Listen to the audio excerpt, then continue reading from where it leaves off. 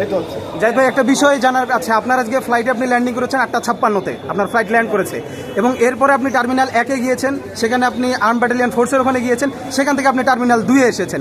এতক্ষণ এই কালক্ষেপণ করার কারণটা কি? এটা কি মিডিয়ার অনুপস্থিতির জন্য? এখানে আসলে শুভেচ্ছা যে লাউঞ্জটা আছে এয়ারপোর্টে, শুভেচ্ছা লাউঞ্জ, এটা শিল্পীদের খুব সহায়তা করে, আমাদের সবাইকে খুব সহযোগিতা করে এবং আমরা সবসময় এখান থেকে সহযোগিতা পাই, সবার নেওয়া উচিত শুভেচ্ছা লাউঞ্জ থেকে।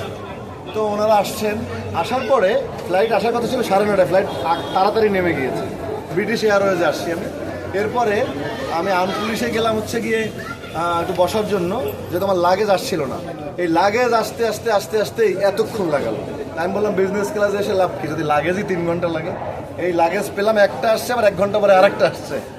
এখন কিছু করার নাই, লাগেজের ব্যাপারটা কিছু আমার জোর না, মানে আমার কারোই কোনো হাতে নাই। এই লাগেজের দেরি হওয়ার কারণে আমার বেরোতে দেরি হওয়া। আচ্ছা, এই যে লাগেজের দেরি হওয়াটা, এটা একজন নাগরিক হিসেবে, বাংলাদেশের নাগরিক হিসেবে কীভাবে দেখছেন, কি মনে করছেন? এগুলো নিয়েই তো চলছি, এগুলোর পরিত্রাণ পাওয়া উচিত, মানুষের লাগেজ পাওয়া উচিত তাড়াতাড়ি। বিদেশে গেলে তো তাড়াতাড়ি লাগেজ পেয়ে যায়, এদেশে দেরি হয় কেন?